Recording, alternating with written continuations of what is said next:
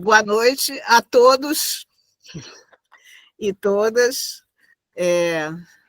Nós vamos começar devagarzinho, na hora que combinamos, e hoje nós temos um tema que a gente considera assim, um tema bastante importante e completamente atual, que é a questão da clínica da dor, que a gente trouxe para conversar, né? No âmbito da arte-terapia. E aí eu vou começar apresentando, assim, devagarzinho, o nosso debatedor, que tem um currículo enorme. Aí eu vou fazer aqui a versão sumarizada do currículo dele para poder dar certo, né? Quem vai trabalhar hoje, coordenando o debate, é o Adriano Tardoc, que está em São Paulo, que é pós-graduado em arte-terapia, que ele tem formação em museologia e monitoria de museu. Ele também é graduado em estudos sociais, história, pelo Centro Universitário 9 de Julho, e aí tem uma quantidade enorme de conhecimentos na área da saúde integrativa. E trabalha também, né, com aromoterapia, com auriculoterapia, com massagem, shiatsu, quick massagem, tai, tuiná, reflexologia, reiki. Ainda temos Xamã Self-Healing, depois, se você quiser contar um pouco sobre isso, e também trabalha na área de conservação de patrimônio histórico e cultural, que para nós, arte-terapeutas, é uma coisa muito importante, direitos humanos, atendimento social, saúde pública e defesa civil. Olha que isso não é pouca coisa não, hein? E aí temos Adriano Tardoc, que vai trabalhar no debate. E aí vou apresentar também nossa primeira convidada, que está aqui no Rio de Janeiro, tá? Também, que é a Regina Mascarenhas. Regina Mascarenhas, naturalmente, é arte-terapeuta, ela é clown, é psicóloga e é atriz. Mas ela também é formada em Direito, né? E licenciatura de teatro, mestre em teatro pela Unirio, especialista em corpo, educação e diferenças pela Faculdade Angel Viana, que é um espaço muito interessante que a gente tem aqui no Rio de Janeiro, né? Um espaço muito criativo, muito libertário, na área de corpo, né? De dança. E há 15 anos a Regina trabalha na área da saúde mental. Ela trabalhou no SUS e atualmente ela trabalha numa grande instituição, né, uma instituição de grande porte, na área de saúde privada. Ela coordena um hospital-dia especializado em saúde mental, onde recebe pessoas em sofrimento psíquico para um tratamento mais humanizado. Aí eu vou passar para o Adriano para ele seguir com as apresentações, né? E depois eu volto para contar para vocês um pouco o que a gente está pensando em movimentar hoje. Olá, boa noite a todas as pessoas presentes aqui na plataforma ou que estejam nos assistindo. Eu agradeço mais uma vez a professora Ângela Filippini pelo convite para estar presente aqui nessa conversa, sempre com temas muito pertinentes e interessantes, né, para a gente desenvolver reflexões e, a partir dessas reflexões, guiar práticas também, né, naquilo que a gente faz e naquilo que a gente procura passar para as outras pessoas também, né. Eu já quero aproveitar essa fala inicial para anunciar também a próxima convidada, né, que é a Anne Kellen Cerqueira, que é de Maceió.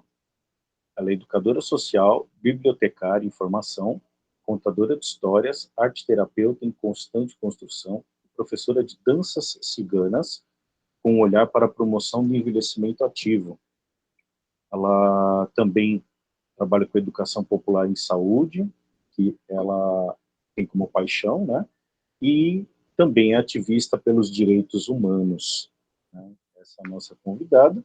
E a nossa anfitriã, Ângela Filippini, que é psicóloga, arte-terapeuta, diretora da Clínica Pomar de Arte-Terapia, diretora acadêmica da Associação de Arte-Terapia do Rio de Janeiro, mestre em criatividade pela Universidade de Santiago de Compostela, na Espanha, e doutora em ecologia social pelo ECOS da UFRJ, aqui do Brasil, né?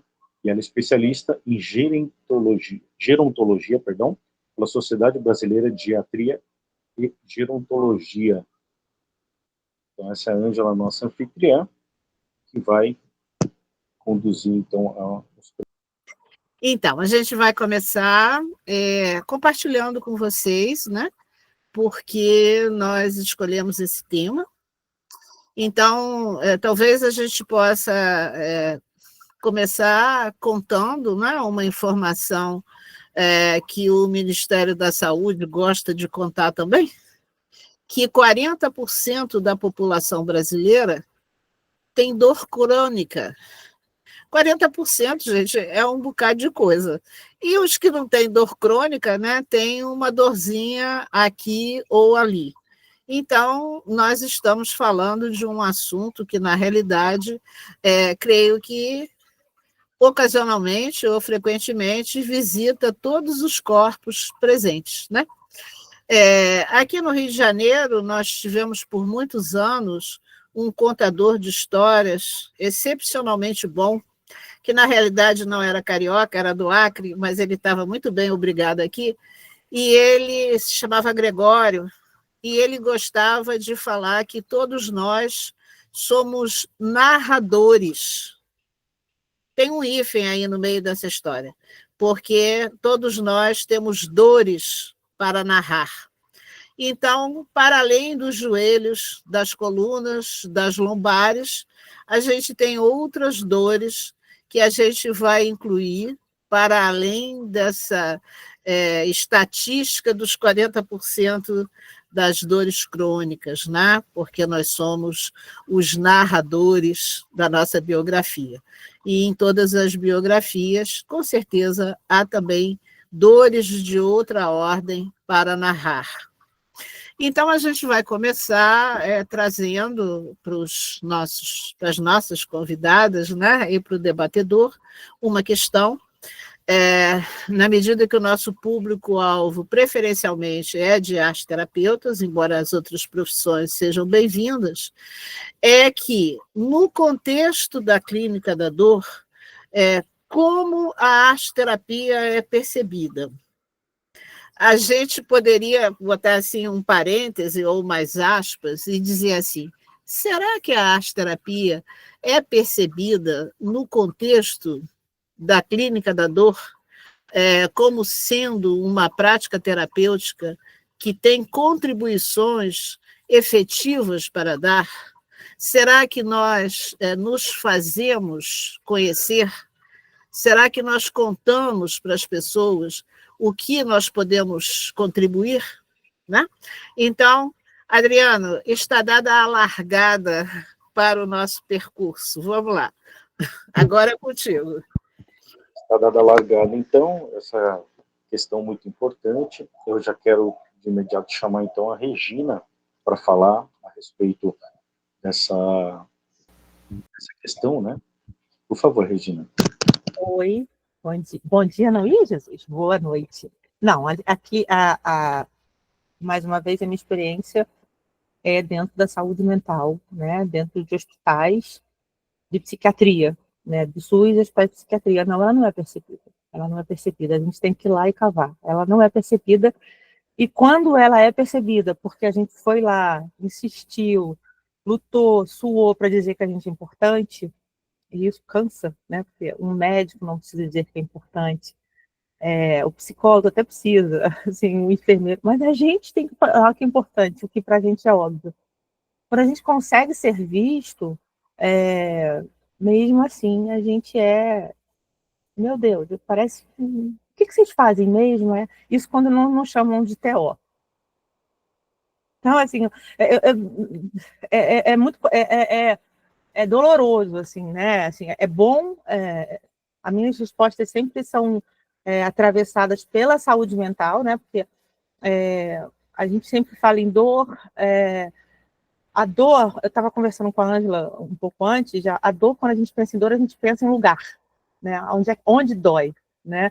E a área que a gente, em geral, trabalha, não tem lugar onde dói, né? Então, e aí, mas antes disso, a pergunta foi da percepção da arte-terapia. Parece que a gente também não tem lugar, né? A arte-terapia parece que ela não tem lugar, assim como a dor que a gente está falando aqui não é uma dor de joelho que a gente vê, não é uma dor de dente, ela não acho que a arte-terapia está que nem a dor, totalmente difusa na cabeça das pessoas, assim. A gente precisa materializar ela mais, assim. E eu fico muito triste de falar isso. Eu adoraria falar que ela é super reconhecida. Ao mesmo tempo, eu consigo entender que ela já deu grandes passos, assim, né? Ela já uma arte-terapeuta. Olha, já ouvi falar. Já tenho, acho que pelo trabalho que tem sido feito aí no decorrer dos anos, as pessoas já ouvi falar disso. Não sei direito o que é, mas já ouvi falar, né? Então, a minha resposta, sem mais delongas, é essa. É um lugar muito pequeno, perto do poder que a gente tem de transformação. Anne, qual é a sua experiência e sua percepção também com essa temática, com esse papel da arte-terapia, essa visão, essa colocação da arte-terapia nesse ambiente, nessa situação? Boa noite. Primeiro, agradecendo a oportunidade de estar aqui com essa roda maravilhosa, falando um pouco sobre essa temática também tão confusa, né? A gente vem pensando assim, a Anja, quando me chamou, eu fiquei pensando sobre essa questão da clínica da dor, né? Que, como ela bem colocou, 40% dos brasileiros, todo mundo, né, sente dor. Nós, arteterapeutas, com certeza, sentimos as nossas e as dos outros, né? Assim, uma temática que a gente precisa estar abordando constantemente, né? E porque a gente sabe que contribui. A gente já vivencia isso, né? As contribuições, mas a divulgação ainda não passa por essa nomenclatura, né? Pelo menos a minha, né? Ela ficava muito dentro das minhas questões, mas não passava exatamente pela nomenclatura da clínica da dor. Bom, aqui no meu território, né? Eu acho que não é muito diferente dos outros territórios. A arte-terapia vive nesse apagamento, né? Assim, as pessoas não sabem o que não se vê em todos os ambientes, é ainda muito elitizado, né? Quando a gente fala dentro do meu contexto do SUS, né? Eu faço parte de um coletivo aqui que faz a divulgação das práticas integrativas no SUS. Ela ainda é muito tímida, a gente vive em constante luta, né? Para divulgar, para dizer que é importante, que não é uma coisinha, uma besteirinha, né? Que é uma coisa muito grande, né? Que pode contribuir muito, né? Então a gente fica sempre nesse papel da eterna divulgação, né?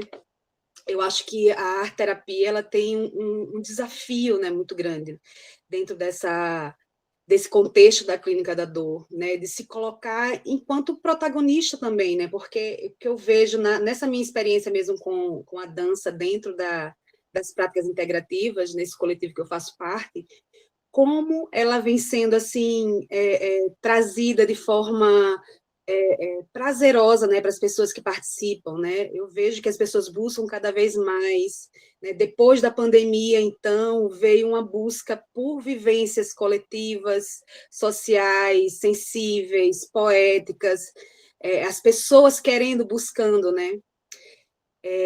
Eu penso que esse desafio, né, que nós temos aí pela frente, não só apenas divulgar, porque eu acho que a gente tem aí o nosso servir aí já sendo divulgado, né, já sendo amplamente discutido em outras vertentes, né.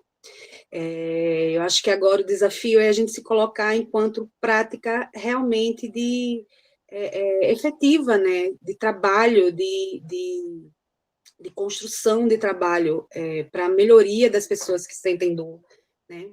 Começar a relatar isso. Eu, na minha prática aqui, já estou pensando, né, em relatar essas experiências com a dança dentro desse contexto da prática integrativa no coletivo que eu faço parte, assim. Porque eu vejo isso nas pessoas, nos buscantes, né, nos dançantes, nas pessoas que passam ali na sala, entram de uma forma e saem de outra. E isso a gente vê na prática, né? Bom, eu acho que é pano para manga, né? Pano para manga. A arte-terapia dá pano para manga para as pessoas se verem nas suas dores. A arte-terapia ela dá pano para manga para suavizar essas dores, para perceber essas dores, trabalhar essas dores, ressignificar essas dores. Basta agora as pessoas que estão lá começar a olhar a gente como um ser, um serviço assim, amplamente assim, capacitado para trabalhar, né, nesse contexto, porque nós já trabalhamos, já fazemos, né? Muito interessante, né? É um processo, é um eterno desbravar, né? Não há sossego, é um desbravar constante, frequente, né? O tempo todo você tem uma frente para poder levar, né, esse processo arte-terapêutico. Eu estou, nesse momento, no trabalho voluntário no projeto chamado Desintoxica, aqui em São Paulo, né? Que é um projeto que leva a massoterapia, a medicina chinesa, para a população em situação de vulnerabilidade, mais especificamente população de rua, e também acaba atendendo o trabalhador precarizado e os desempregados que ficam ali no centro da cidade de São Paulo, né? Então, esse trabalho já tem núcleos em outras capitais, Belo Horizonte, Brasília, né? Agora Campinas também, um novo espaço. E quando eu comecei no final do ano passado, a primeira imagem que eu vi quando eu fui recebido na unidade que eu trabalho, que é CISARTE, inclusive é um projeto que trabalha com população de rua, com arte, para recuperar essa população, eu me deparei com uma pessoa que tinha acabado de passar pela maca, receber acupuntura, receber massagem, e ela achou um papel, um senhor, né, achou um papel ali em algum lugar e estava desenhando. Essa foi a primeira imagem que eu vi quando eu cheguei. E ele acabou de desenhar uma casa, né, e ele fazia uma casa, daí ele deu de presente para o terapeuta que o atendeu, e o terapeuta falou, mas me fala um pouco dessa casa. Daí ele começou a falar da casa, que era uma projeção de algo que ele queria, que ele sonhava ainda em ter uma casa, para poder descansar, para não dormir mais no chão, porque o chão dava muita dor no corpo dele. Ou seja, né, é do que a gente está falando, né? A gente está falando, ali foi voluntariamente uma pessoa que fez um desenho, mas imediatamente você já identifica um viés para poder explorar, né, essa questão da dor e poder trabalhar. Então, há espaço, né? Eu agora estou no momento de fazer essa conversa, que é a conversa de que, olha, a arte-terapia também cabe, e eu tenho sentido uma receptividade para esse tema da gestão do Desintoxica. Já há uma porta aberta, agora é mais institucional mesmo, né? Então, eu percebo, mas no geral é isso mesmo, né? As pessoas elas não têm muita ideia do que é, como é que funciona, e muito menos fazer a ponte entre a arte, terapia e a dor, né? Como é que uma coisa, o que uma coisa tem a ver com a outra, né? Então, é um trabalho que a gente realmente precisa ainda explicar e detalhar e colocar na mesa para poder até fazer essas parcerias, né? Ângela? Então, eu queria voltar ao título, né, do nosso encontro hoje, dessa partilha, porque fala da arte-terapia na clínica da dor, conexões e parcerias. Então, eu creio que cabe uma pergunta ou uma reflexão, como é que a gente se conecta e como é que a gente faz parceria nesse contexto, né? Porque, sim, nós não somos conhecidos, não, como profissionais que contribuem muitíssimo ou podem contribuir na clínica da dor. Não somos, não, né? Não vamos fazer aqui a poliana coletiva de dizer, não, as pessoas nos procuram, somos os primeiros profissionais a serem lembrados. Não, não somos, não. Muitas vezes a gente nem sequer é lembrado. Mas a gente precisa pensar como que a gente faz as conexões e como que a gente estabelece as parcerias e como a gente se dá a conhecer. Sempre que eu tenho uma oportunidade, eu gosto de lembrar as pessoas que no âmbito da saúde integrativa, né, onde se reúnem os praticantes das PICs, a gente tem um funcionamento insular, né? Cada um na sua ilha, e o arteterapeuta, naturalmente, na sua ilha, com uma agravante. Nós somos majoritariamente profissionais da área privada, majoritariamente. Isso nos cria assim, um gap, né? A gente tem um vão que a gente precisa estabelecer uma ponte, mas é uma ponte grande, tipo assim, Rio-Niterói aqui, porque os códigos são outros, né? Os lugares são nomeados de maneira diferente.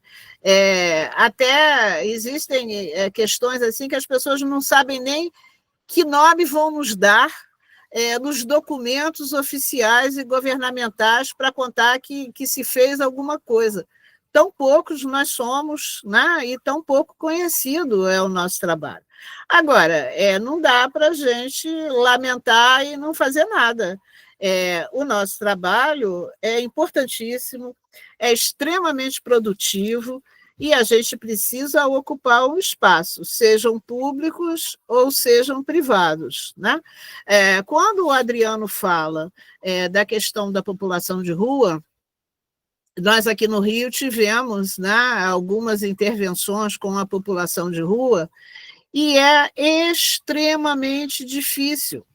Extremamente difícil. Nós tivemos que começar aprendendo do beabá, porque nós somos, a maioria de nós era profissional de consultório, de ateliê, a gente precisou fazer parceria, e muito bem sucedida, com o pessoal do consultório de rua, que, como o nome está dizendo, é um consultório que está na rua, e a gente está num centro comercial todo acarpetado lá, fazendo o nosso trabalho, ou estamos em casa, comodamente, como a gente está aqui agora conversando.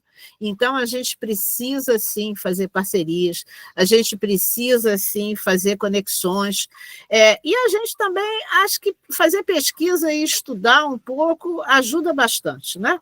E aí eu me lembrei que há muitos anos atrás, não são poucos anos, não, foi publicado aqui no Brasil um livro de uma arteterapeuta muito conhecida, né, dos Estados Unidos, que é a Jane Echtberg, e ela escreveu um livro falando de imaginação na cura, né, é um livro que saiu pela Sumos Editorial, e ela conta do trabalho dela na oncologia, com criança.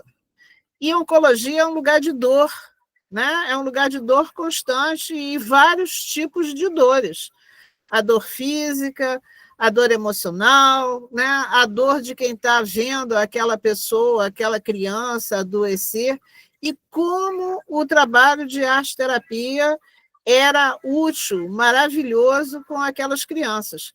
Agora, talvez a gente precise contar, né, para o médico, para a enfermeira que está num departamento de oncologia, talvez a gente precise dar o livro de presente, né, assim, junto com um bombom e uma florzinha para ficar mais digestivo, e vamos, né, construir essas redes de atendimento. Então, Adriano, eu vou devolver para você, então, pedir para as pessoas nos contarem um pouco sobre suas questões mais particulares, né, sobre isso. Ok. Então, eu gostaria, nesse momento, de trazer para a Regina uma questão, né? De que modo a arte-terapia pode auxiliar no manejo de dor, no caso de adolescentes, né? Jovens adultos, em especial nesse fenômeno contemporâneo, né, que é esse fenômeno do Cutting que fala, né? E se você pode nos trazer cutting, né? O cutting, sim. O cutting. Exemplos práticos, né?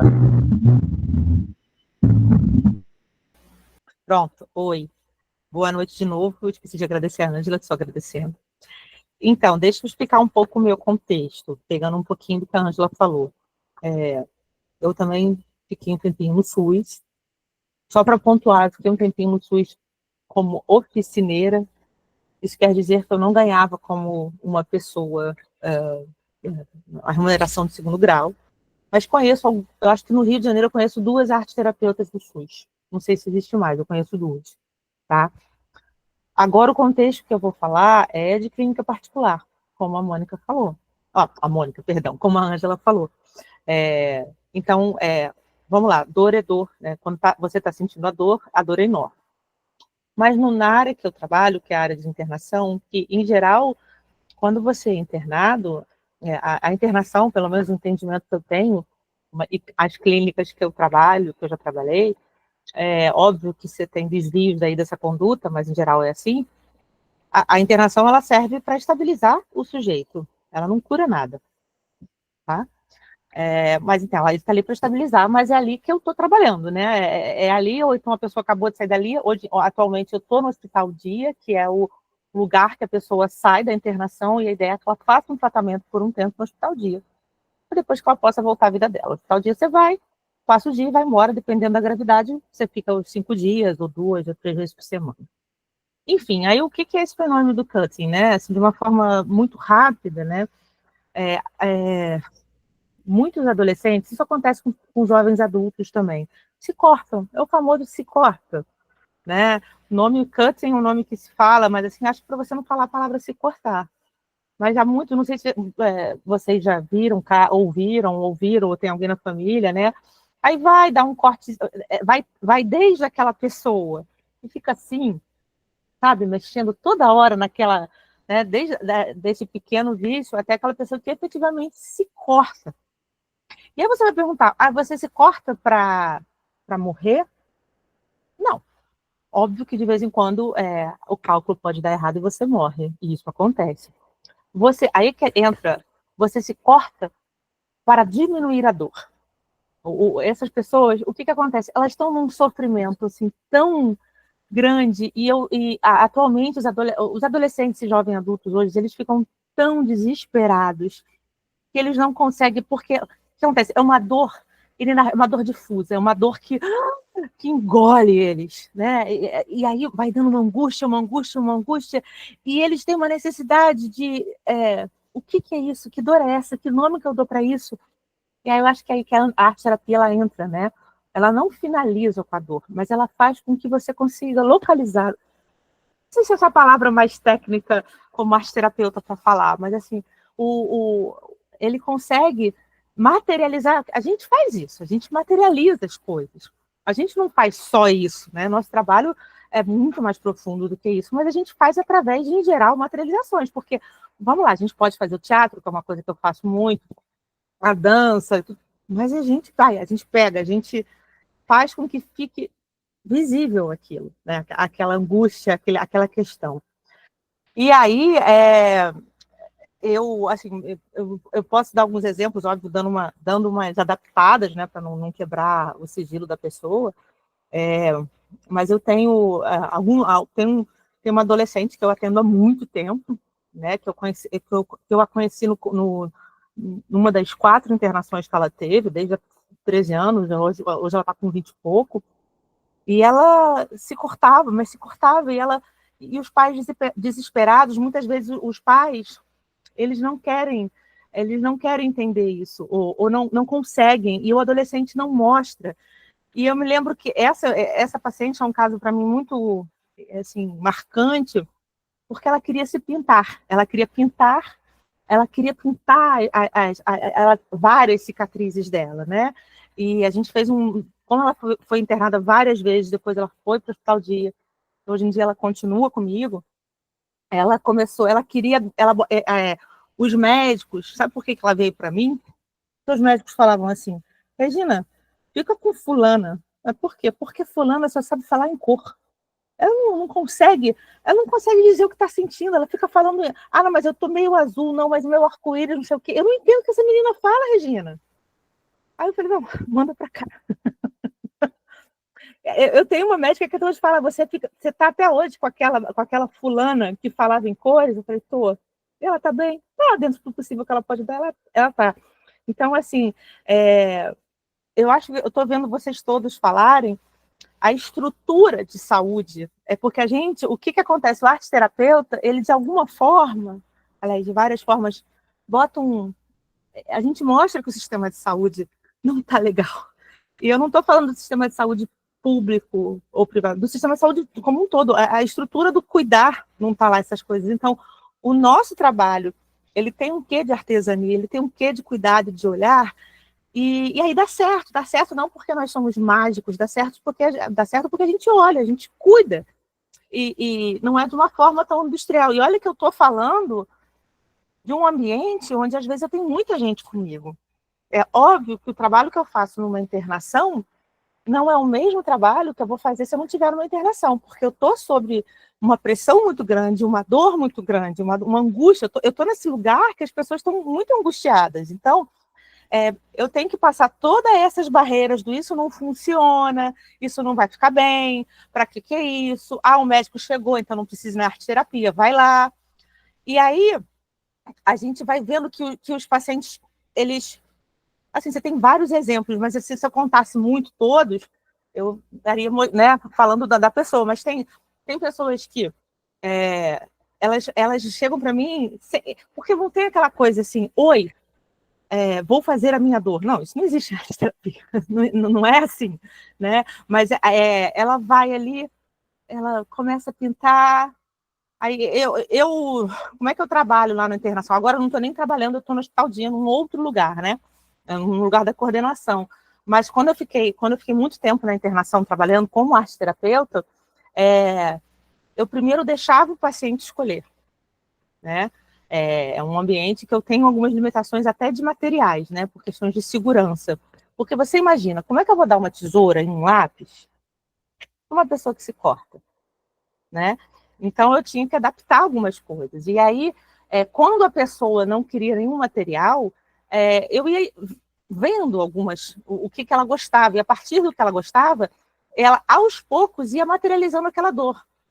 E aí acontecia sempre aquela mágica. Engraçado, ela parou de se cortar. Engraçado, ela parou de tentar se matar. E é muito interessante porque o que acontece? As falas e as devolutivas que eu tenho desses pacientes agora eu sei aonde eu estou sentindo. Ou agora eu sei o que eu estou sentindo. Mas não é assim, porque, imagina, no meu contexto oi, bom dia, sou border, oi, bom dia, sou bipolar, oi, bom dia, sou suicida. É assim, tá, gente? As pessoas entram na sala assim, a ponto de, oi, qual o seu nome? Eu sou border. Não, meu amor, perguntei seu nome, não seu CID. Não sou sua classificação internacional de doenças. E aí eles são um diagnóstico andando pela clínica.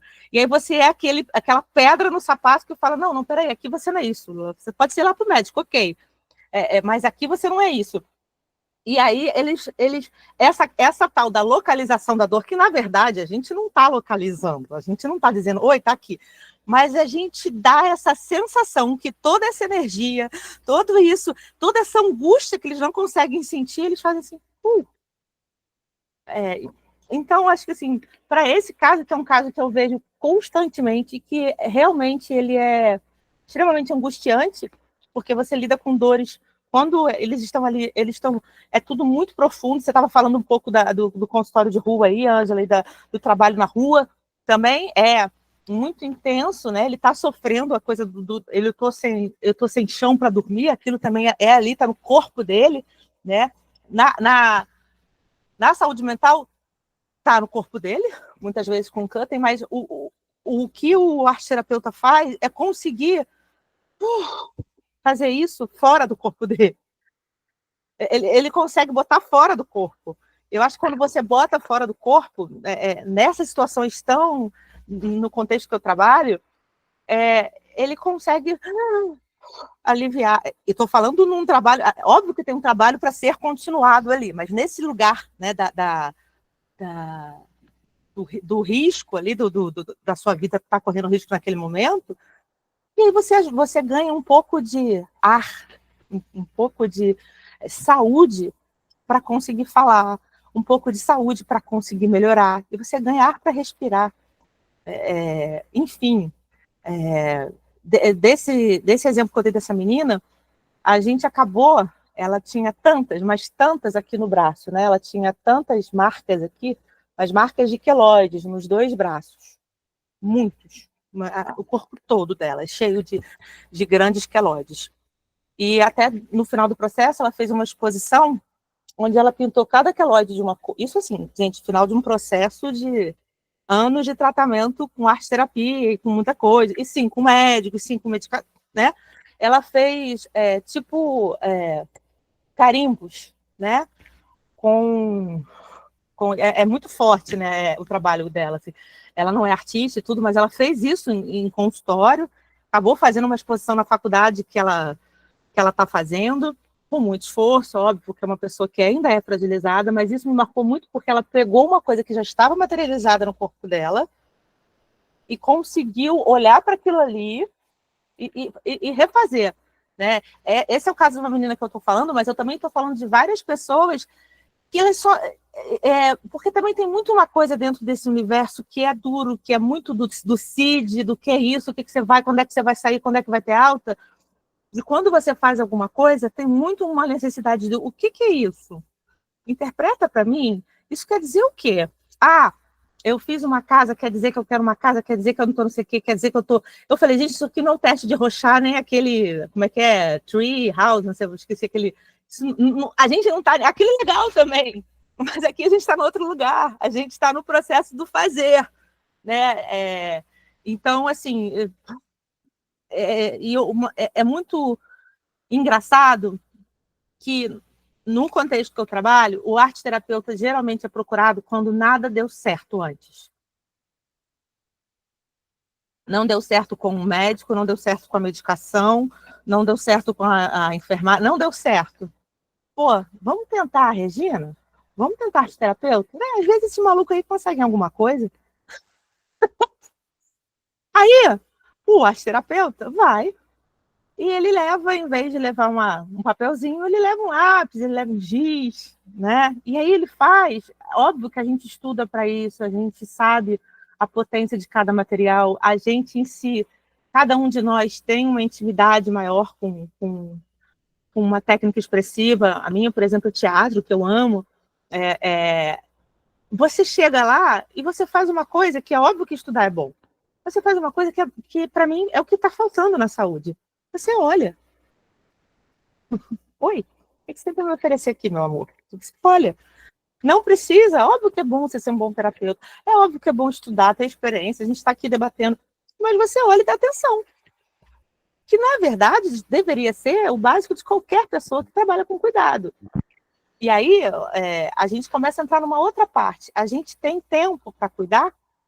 A estrutura de... Porque aí a gente também vai sair muito do tema da live, mas a gente, na verdade, uma das grandes questões é que o conceito de cuidar da gente, o conceito de tratar, o conceito de curar, o conceito da gente, a sensação que eu tenho é que está num outro tempo, está num outro ritmo, o ritmo da saúde está assim, né? Mas também ninguém aqui é bobo, a gente sabe o que é, como a maioria trabalha no sistema privado, a gente sabe que não pode ficar 200 horas ali, a gente sabe que também, né, ninguém aqui é bobo, a gente chamaria ficar, mas a gente também tem um tempo agindo ali, isso também é bom para a gente conseguir se comunicar e fazer nosso trabalho. Mas a gente faz só uma coisinha, que é dar atenção, primeiro ver o que a pessoa quer, sem esperar que ela responda a perguntinha que está no formulário, ou que ela responda aquilo que o CID, eu estou falando muito em CID, porque é o universo que eu trabalho, né? Se você não tem um CID, o plano de saúde nem paga a sua internação. Se não tem um CID elegível. É um negócio de louco, né? Então, assim, acaba que sendo esse universo. Então, como é que eu vou, no meio desse universo, falar, não, mas e lidar com uma dor que não é visível? A grande questão é, a dor que a gente está falando aqui, que, em geral, a gente não está falando só dessa dor. A gente está falando também de dores que são somatizadas, a gente está falando de câncer, a gente está falando de fibromialgia, mas na minha prática, e na de muitas que a gente está vendo aqui, é uma dor que não se pega, é uma dor que você não vê na radiografia, em geral. Às vezes até vê com desgaste de alguma coisa, né, Ângela? Mas, em geral, você não vê. E a gente faz que aquilo seja visto, tocado, sentido, cheirado, e a gente mexe os sentidos. Dá para tirar muita coisa, né? Explorar, enfim. Né? Essa questão do CID, eu acho que é algo bem interessante também, porque hoje, entre os jovens, há algo como uma glamorização do CID também, que é bem perigoso, né? Os jovens, eles chegam para conversar, eles já sabem de cor e salteado o CID, eles querem construir essa narrativa do CID como algo que fosse o definidor do ser, né? Então isso é bem perigoso, está bem sintomático, sobretudo em redes sociais também, né? Adriano, estava pensando uma coisa aqui para dizer de uma forma não tão difusa, né? Na verdade, quando a gente fala a palavra criatividade, assusta, né? Quando a gente e eu tento trabalhar aqui, olha só, criatividade não é desenho, criatividade não é só pintar, criatividade é criar, e criar é movimento. É criar movimento para o seu cérebro, para você fazer a roda da sua cabeça girar. Eu acho que eu tento, óbvio que nós, arteterapeutas, amamos arte, amamos o belo, amamos tudo isso, mas uma das questões é que está sempre, se você... Porque eu também acho que a gente, para ser entendido e para ser aceito, não é se curvar, mas a gente tem que aprender a falar a língua que eles falam. A gente tem que saber, é o CID que você quer? Tá. Então, Regina, eu sei a maioria dos CIDs. Tá? Aí, quando chego no médico, o médico vê uma arteterapeuta, eu meto a parte de direito que eu tenho, eu chego lá, pá, você quer? Eu estudei, meu amor, eu sei falar a sua língua. Então é importante a gente saber falar a língua. Porque se a gente quer que o outro também entenda a nossa língua, no mínimo, eu vou ter que entender a língua do outro. Isso é muito chato, porque parece que eu estou numa guerra, né? Parece que eu estou numa disputa quando não era para ser, mas enfim, E aí você tem que falar a língua. Então, na hora que você vai fazer um relatório, na hora que você vai botar no prontuário, eu tenho que lutar. Eu tenho que lutar para explicar o porquê que é importante que o arteterapeuta escreva aquilo. Aí, na hora que botar no prontuário, o arteterapeuta tem que fazer alguma... Não é que ele tem que... Mas é legal que ele entenda que universo que ele está trabalhando. Se eu vou trabalhar na rua, ou se eu vou trabalhar com os idosos, eu preciso entender alguma coisa lá da mínima dos idosos, da legislação dos idosos. Então, a gente tem que fazer isso. E por que eu estou falando dessa questão da criatividade? Se a gente pega a palavra criatividade, e eu tento explicar para ele que criatividade é o que a empresa quer, meu amor. A criatividade é, oi, estou com um problema aqui, como é que eu faço para resolver isso? Eu tenho isso aqui, eu só tenho isso aqui para resolver. Como é que você vai resolver isso? A criatividade e é isso, eu tento explicar lá para os donos e para os donos do dinheiro, quando a gente traz um arteterapeuta, a gente está fazendo com que o paciente consiga sair daquele lugar. Criatividade, assim, e isso, tá, então talvez, olha, eu vou acabar com uma frasezinha. Uma vez uma enfermeira falou assim, eu ia domingo, na época, eu trabalhava domingo, olha isso.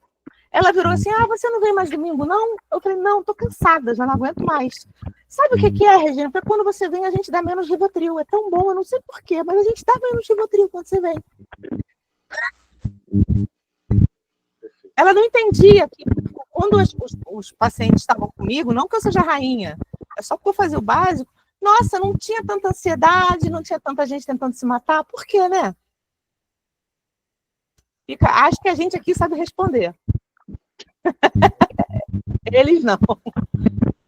Mas eu encho tanto o saco que daqui a pouco eles vão saber. Aproveitar que você trouxe a questão da criatividade, né? E trazer também aí para o campo da Anne, né? Que é a questão da dança, né? A dança na clínica, né? E, Anne, pensando essa questão da criatividade envolvendo o corpo, de uma outra forma, né? O que você traz para a gente sobre a dança na clínica da dor?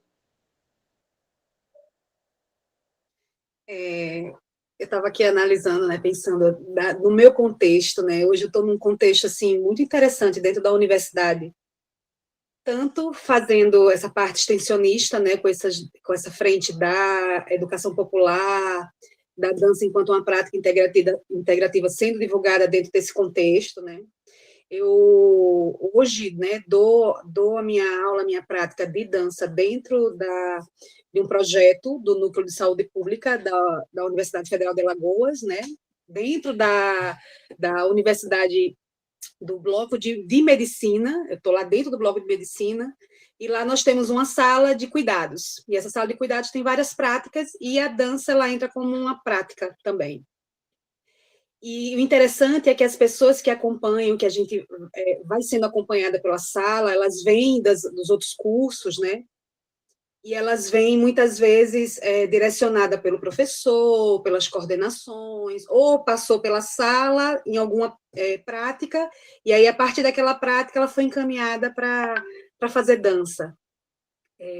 E, assim, é interessante que essas pessoas, né, que são tantas pessoas da universidade, estudantes, profissionais, os passantes e o entorno, né, a Universidade Federal aqui de Alagoas, ela fica localizada numa região periférica, então a gente trabalha com o entorno da universidade, e, assim, o que eu escuto, né, quando essas pessoas chegam para fazer uma aula de dança é que elas vêm por conta da ansiedade, por conta dessa dor da existência, porque a universidade é pressão e sonho ao mesmo tempo, porque elas não conseguem fechar esse ciclo, porque é muito pesado, é tudo muito pesado, e chega todo mundo muito pesado, né? E, assim, eu dou aula dentro da universidade, e eu estou dentro daquele ambiente pesado, é uma sala de aula que eu arrasto todas as cadeiras, a gente cria um espaço vazio, e a partir daquele espaço vazio, eu trago a música para fazer o acolhimento, né? E aí, imagina, né, dentro de uma universidade de medicina, tem lá uma música numa outra língua, né, porque eu trago muita música cigana, né, por conta do contexto da dança cigana que eu trabalho, gosto muito. E aí já muda aquele ambiente. Então, as pessoas costumam ir pela música, sabem onde eu estou pela música, me localizam pela música. E é muito interessante que, assim, quando elas abrem, né, a porta, parece que eu estou em outro lugar, se transportam para um outro lugar. Mas é a universidade, é o ambiente da universidade. E, assim, e as pessoas passam, né? Às vezes ficam, esses alunos ficam comigo 2 semanas, 3 semanas, aí o semestre acaba, aí daqui a pouco, quando o semestre volta, algumas pessoas voltam, outras não, né? É um grupo passante, né? Eu acho muito interessante. Mas, com relação à criatividade, eu acho que ter esse espaço dentro desse ambiente é muito curativo, né? E, assim, o feedback mesmo dos professores, né? Das dissertações, porque a sala de cuidados, ela gerou muita dissertação com relação às práticas. Eu acho que é um ganho muito grande. Outra prática que também que eu estou desenvolvendo agora como extensionista, que eu acho também muito interessante, é dentro do hospital universitário, já com a parceria da biblioteca, né? Eu fiz meu estágio dentro da biblioteca do hospital universitário, e lá a gente tem um projeto chamado Anjos do UPA, que é uma turma colorida de contadores de histórias, com fantoches e todo mundo transformado, saindo pelo hospital, cantando e contando, né? E aí o projeto, ele é arte do afeto colorindo o hospital. E é muito engraçado como a cor, ela também muda esse ambiente, né? Ela transforma esse ambiente. Como é que as pessoas olham diferente, como é que dá esperança para aquelas pessoas, não é só... Ou então, quando a gente começa a cantar uma música, daqui a pouco, quando a gente vê, tem um coro saindo dos quartos, né? É muito grande, assim, né? Como é que a gente vive sem isso, né? Como é que isso não existe, assim, em larga escala, em todos os lugares, públicos, privados, como é que isso não existe, né? Porque a gente vê que é imediato, a transformação ela é imediata. Você leva a arte, você proporciona um espaço artístico, colorido, criativo, a modificação ela é imediata, e o nosso corpo, ele sente aquilo ali. E, com certeza, no dia que passa os anjos, aquelas pessoas interagem melhor com a medicação, aquelas pessoas interagem melhor com a clínica envolvida, aquelas pessoas interagem melhor, né? No dia que é para dança, aquela pessoa que foi para a dança, ela interage melhor no processo dela acadêmico, ela consegue desenvolver melhor o seu processo acadêmico, ela consegue socializar o seu processo. Então, assim, é tudo muito conectado, né? A dança, para mim, assim, ela entrou na minha vida num contexto de dor, né? A dança, ela entrou na minha vida num contexto de mudança mesmo, de virada de chave. Eu fui dançar para virar a minha chave, né, e me identificar também os meus processos, né? E eu uso muito a dança como um relato desse lugar que eu alcancei. E foi pelo lugar que eu alcancei que eu quis passar isso para as pessoas, né? Porque eu acho que quando você decide dançar, você está num lugar do seu processo de autoconhecimento gigantesco, né? E dançar, ele ajuda a identificar, a mobilizar e também a flexibilizar. O seu corpo se torna mais flexível, né? Aquele corpo duro, aquele corpo tenso, aquele corpo ansioso, ele fica mais fluido, maleável e moldável, né, para algo novo, para novos projetos, para abertura de novos lugares, né? E eu sempre acho interessante que a gente, quando todo mundo chega na sala para dançar, todo mundo chega meio assim, meio preto e branco, né, meio tipo apático, assim, não sei dançar, não sei lidar com a esquerda, com a direita, não sei lidar com as movimentações, mas aí gradualmente na outra aula eu já vejo que vem uma cor, depois já vem um rosto aceso, pintado, aí já vem uma necessidade, eu quero a roupa, eu quero a saia, eu quero a flor, eu quero, sabe? As pessoas vão crescendo, vão ampliando. E, assim, muitas pessoas que já passaram comigo, né, dançaram comigo ao longo desses anos, né, são 15 anos de dança, a dança, muitas vezes, foi start para começar uma prática terapêutica, para procurar a clínica. A dança, muitas vezes, foi a chave para entender que aquelas relações que eram vividas não eram boas para elas e sair de determinadas relações. Então, assim, a dança ela é uma chave, uma virada de chave muito grande. Eu sou muito feliz de levar ela assim como uma prática interessante, né, para o processo, né, arte terapêutico, né, o processo da arte, o processo de mobilização, porque a cura, né, a vida ela é movimento. E a gente, para se mover, a gente vai sentindo aquelas correntes que vão nos prendendo, né? A gente só consegue enxergar se a gente se move. Se a gente está ali naquele processo contínuo do dia a dia, duro, né, sem movimento nenhum, a gente vai se acostumar com aquela dor.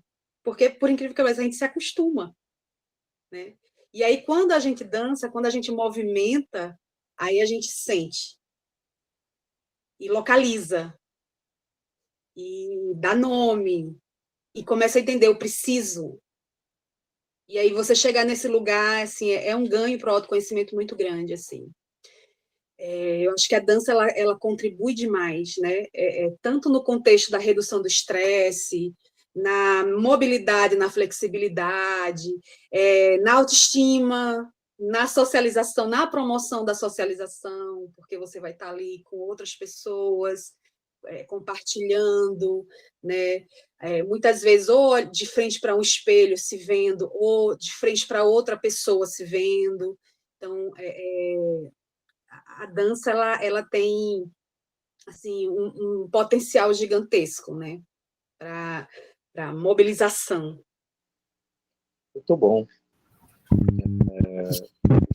Interessante que nós, na posição de arte-terapeutas, né, trabalhamos quando estamos ligados às instituições de saúde, né, nós temos uma função muito importante dentro e fora dessas instituições, que é trabalhar fora da lógica cientificista que separou corpo e mente, né?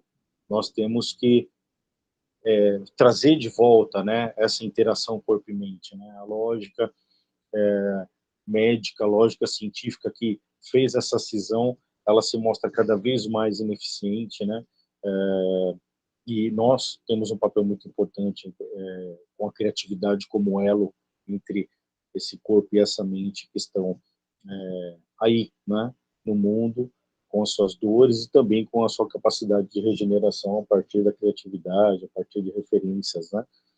Ângela? Então, estava escutando aqui, né? A gente já está entrando naquele nosso tempo de se encaminhando, assim, né? Para a saída, mas eu estava prestando atenção aqui nos conceitos, né? Porque a gente começou pela dor crônica, e por uma estatística que eu acho que é aterradora, né, gente? Porque 40% da população com dor crônica, vamos combinar que isso é uma coisa bem absurda, né? Bem absurda. E aí a gente tem a dor difusa, né? Que é a dor do adolescente, não é crônica, mas é uma dor tão incômoda, espalhada pelo corpo e alma, então ele precisa de uma gilete para botar a dor pequenininha, né? Aí ele olha aquele lugar que está cortado, aquele sangue que está caindo, para assim, minha dor está aqui, não está mais espalhada, né? Da cabeça aos pés. Aí eu queria falar um pouco da dor aguda, né? Porque queria compartilhar uma experiência, né, para não extrapolar os limites éticos, a experiência foi comigo mesma. Quando eu estava fazendo doutorado, e doutorado realmente às vezes é uma experiência árdua, né? O ambiente é um tantinho hostil, mas até eu tinha uma orientadora bastante acolhedora. Depois eu conto para vocês como é que ela acolhia, mas enfim. E aí eu tive uma crise de dor ciática, que eu não sabia o que era, só ouvia falar esse negócio, assim, que existe uma dor ciática, é uma dor aguda. Mas é uma dor aguda, assim, que você não pode ficar deitado, você não pode ficar em pé, você não pode ficar sentado, porque dói absurdamente o tempo inteiro. É uma coisa horrível. E aí não havia nenhuma outra solução a não ser ir para a emergência de madrugada, né? Para tomar uma providência. E aí, parênteses, assim, em 1976, e isso não tem exatamente a ver comigo, é a Carta da Saúde Integrativa que contou para o mundo as formas suaves de tratar, né? Formas suaves de tratar. Aí lá fui eu para a emergência de madrugada para ver a questão da dor ciática. Aí tem aquela coisa, formal é o nome aqui, você não está nem conseguindo falar, ainda bem que eu estava acompanhada. Aí vem uma coisa assim, que era uma injeção, eu me lembro, nunca mais me esqueci da cor. A injeção era um negócio assim, dessa cor assim, aquela injeção dolorida, assim. Eu, de verdade, estou contando a história, não sei nem como eu não morri da injeção. Porque eu fiquei... Não, tirou a dor. Tirou a dor. Tira a dor assim, 5 minutos depois você não tem dor. Vai doer de novo depois, quando acabar o efeito, que a ideia é que você volte lá e tome outra injeção daquela. Mas eu fiquei tão mal da injeção, mas não morri, que eu de maneira nenhuma ia voltar lá para coisa nenhuma. Então, fiquei que nem um zumbi, assim, até a crise, né? Porque aquela injeção eu não tomava mais, mas fiquei péssima, tive, assim, efeitos colaterais horrorosos que não tinham nada a ver com a dor ciática, mas tinha a ver com a estupidez da alopatia, né? Que é esses métodos, assim, invasivos, estúpidos, cheios de efeitos colaterais. Ninguém me perguntou se eu era alérgica, e eu não estava com cabeça também para contar coisa nenhuma. Mas, ainda assim, eu estou plenamente consciente dos meus privilégios. Eu tinha um plano de saúde que me permitiu ser atendida de madrugada na emergência, mas, no âmbito dos meus privilégios, como profissional de saúde que eu sou, eu tenho amigos médicos. E tenho amigos médicos que não são alopatas.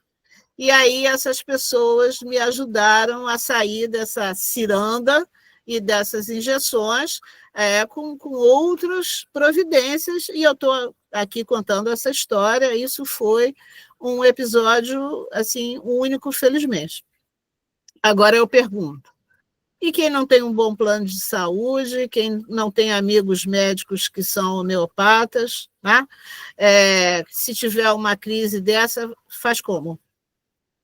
De que jeito que resolve isso? E aí, quando se falou o Adriano começou a falar do morador de rua, que a gente também trabalhou aqui e descobriu que não sabia como trabalhar, porque a gente não é preparado para trabalhar com morador de rua. Aí, gente, pensa só, a pessoa está deitada na rua, na calçada dura, no chão frio, né? Às vezes tem lá uma cobertinha meio suja que enrola assim e... não vai sentir dor, mas é dor o tempo inteiro, porque você ficar deitado na calçada, você fica... dói, não é? Quer dizer, dói a alma, a pessoa fica com vergonha, ela sente dor porque está com frio, mas ela sente dor porque ela está com os ossos atritando na calçada. Então, assim, né? A clínica da dor, ela é de uma extensão e de uma abrangência absurda, de grande. Então, essa coisa tem uma magnitude tão grande que o Ministério da Saúde ele fez uma portaria o ano passado, 22 de agosto de 2024, guardem essa data. É uma portaria para tratar das providências mínimas que todo mundo, como profissional de saúde, deveria saber para se aventurar dentro da clínica da dor. Né? Os procedimentos, os diagnósticos, tem lá os itens. Gente, mas tem um item que fala das parcerias, porque a coisa é muito grande, ela é muito extensa, uma profissão só não dá conta. Né? E nós, para poder fazer essas parcerias, a gente precisa poder contar o que a gente sabe fazer, né? Mas tem hora para contar. Se a pessoa estiver numa crise de dor ciática, não vai rolar? A gente não vai poder contar? Né? E quando a Regina falou dos códigos, né, que a gente tem que aprender a falar dos códigos, eu me lembro da minha orientadora, e não era um ambiente tão hostil como esse dos códigos, mas ela dizia assim para mim, olha só, você até escreve bem direitinho, mas sabe qual é o problema? Essa sua mania de querer fazer escrita poética. Pois é, né? Pois é. E aí, assim, a minha revanche foi que depois que eu defendi minha tese e ela foi aprovada, eu peguei uma parte da tese, transformei num livro e dediquei para ela, escrito em linguagem poética. Então, assim, agradecida. Então, a gente tem que encontrar as maneiras, né? A gente tem que encontrar as maneiras. Aí eu vou colocar aqui para vocês o nome de uma pessoa que é sempre bom a gente pesquisar, né? Que é uma pessoa viva, que é uma arte-terapeuta, uma pesquisadora, que iniciou o trabalho dela para convencer os planos de saúde que o trabalho de arte-terapia era importante. Aí, o que ela fez? Tinha que falar na linguagem do plano de saúde, mas não era a CID, não, era uma outra coisa. Era para ver se fazia efeito. Né? E aí, ela fez o seguinte, tinha o recurso do biofeedback, ela fez o mapeamento de scanner cerebral e mostrou que cada modalidade plástica que a gente usa em arte-terapia, ela afeta o cérebro de uma maneira. E aí, sim, ela falou para o pessoal do plano de saúde que nós temos correlatos fisiológicos, porque se a gente disser para o cara do plano de saúde que a gente traz o inconsciente à tona, ele realmente não está interessado nessa nossa característica maravilhosa, né, de tornar o inconsciente evidente. Agora, o cérebro sendo trabalhado simultaneamente, o pessoal do plano de saúde gosta. E aí ela ainda tirou da manga, assim, e da pochete também, que colagem era a modalidade plástica que fazia o cérebro ficar ativo em toda a sua geografia cerebral. Bingo! Elas conseguiram, incluir a arte-terapia do plano de saúde. A gente tem que aprender a falar a língua estrangeira, gente. Não adianta a gente ganhar assim, não vou me vender, né? Não vou... Gente, né? É importante o que a gente faz? Vamos embora aprender a falar a língua, né? Vamos ficar esperto, aprender a falar a língua, para poder o trabalho ser aceito. Então, Adriana, agora é a hora de já ir preparando para, né, pegando o lencinho branco, assim, considerações finais. Pois é, passou muito rápido, né? O papo, quando tá bom, é assim mesmo, né? Nós já vamos nos encaminhando aí para as considerações finais.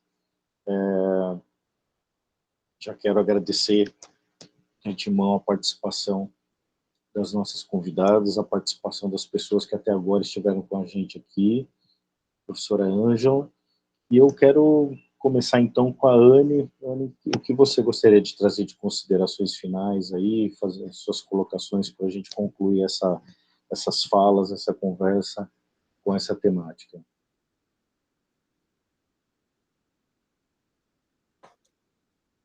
Assim, eu quero agradecer, acho que essa é uma roda muito importante, né? A gente precisa matutar mais sobre isso constantemente para poder melhorar, né, o nosso letramento, a nossa fala, né, para poder ganhar esse repertório e se posicionar de forma mais assertiva, né, com os nossos parceiros, né, nos nossos locais de atendimento, né, de prática.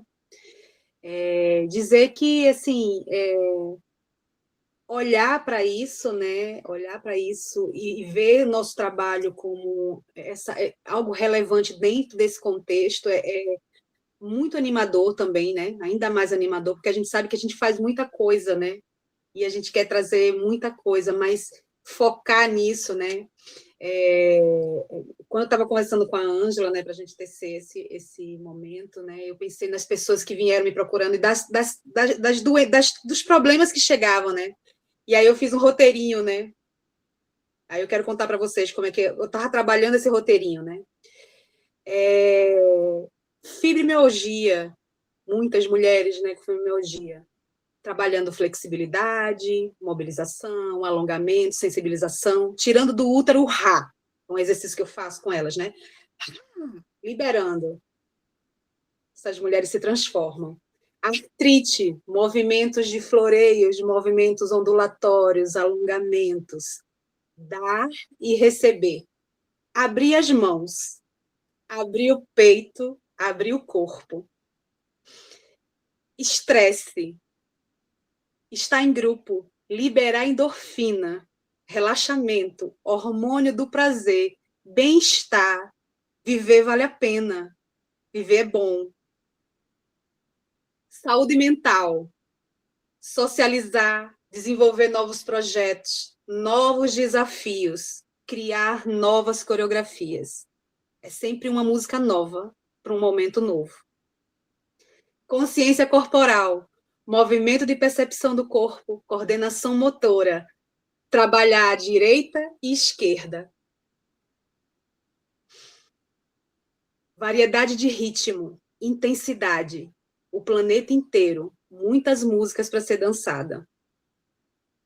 A dança, ela, na clínica da dor, ela traz diversos benefícios, né, que ela pode ajudar bastante.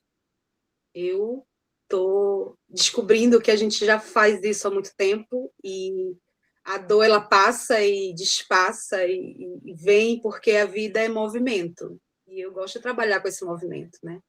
A Maria Fuchs, uma dança-terapeuta maravilhosa que dançou em cima das dores, com as dores, para as dores, tendo dor, não. Né? Ela falou, tem um trechinho dela que ela diz assim, que a dança é uma linguagem não verbal, um movimento de reconhecimento corporal, uma linguagem cerrada, que ajuda a transformar e melhorar aquilo que somos.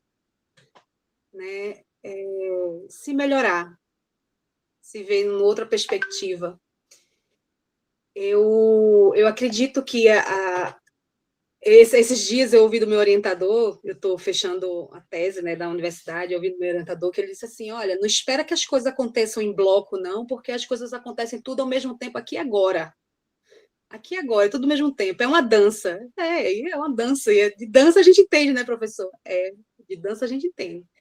Fazer tudo ao mesmo tempo, né? Dançar é você trabalhar com o ritmo que está sendo oferecido, com o corpo que você tem, com os movimentos que são trazidos para você.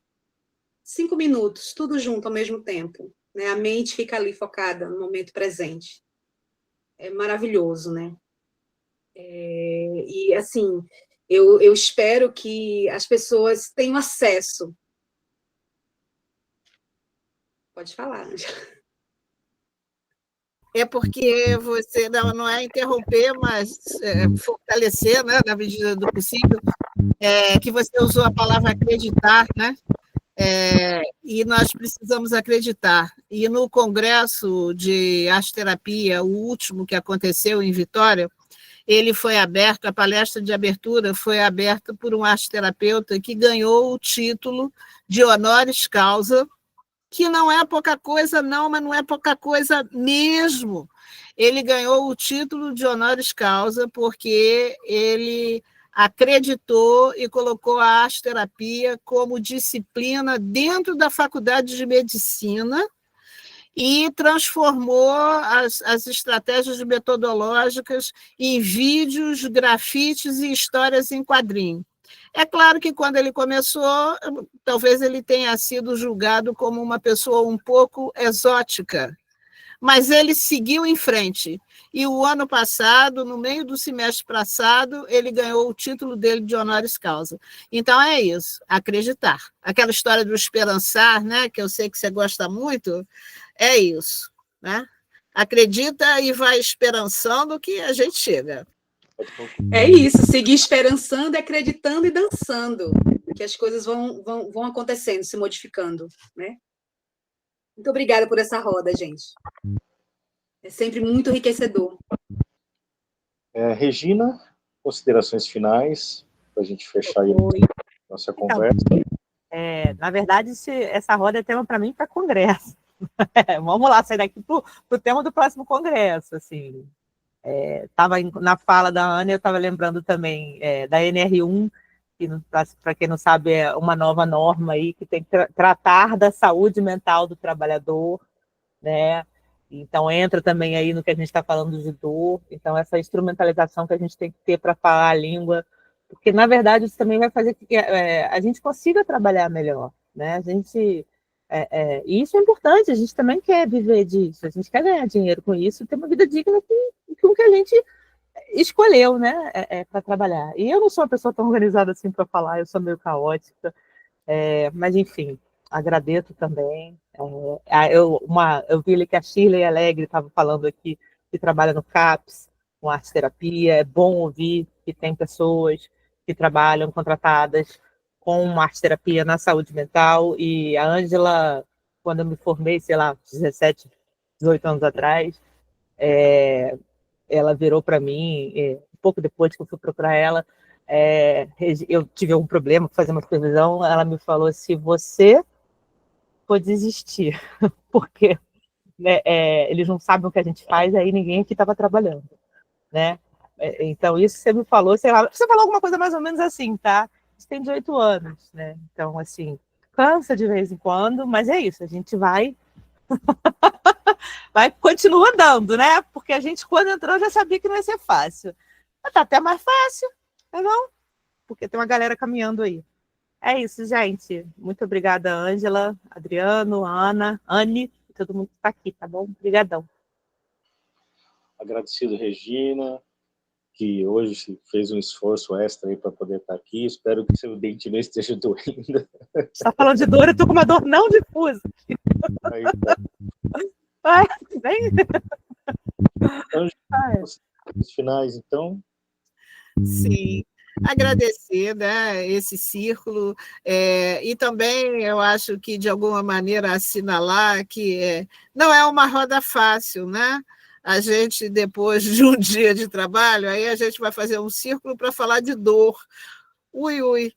Mas a gente precisa falar de dor, né? Porque precisamos encontrar maneiras de mitigar, maneiras de transformar, maneiras de nos fortalecer, porque, assim, abstrair a dor, fazer de conta que ela não existe, fazer de conta que a gente não vai ser visitado por ela, né? Fazer de conta que não tem dor difusa, como os adolescentes sentem, né?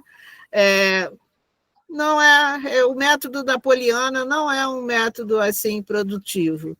Então, é isso. É como esse nosso companheiro, né, que teve coragem na faculdade de medicina, mesmo o pessoal achando que ele era assim, um pouco estranho, mas ele foi, né?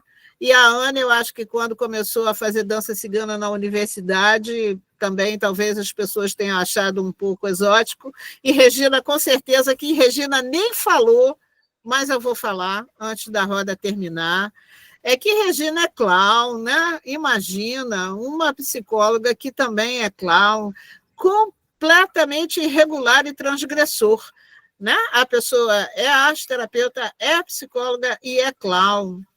Gente, é muita coisa para o médico. Hein? Coisa, né? É muita coisa para o pessoal entender. Então é isso, gente. Obrigada pela presença, né? Obrigada pelo círculo, que agora a gente desfaz. Obrigada a todos, convidados e debatedor e pessoas presentes. Boa noite.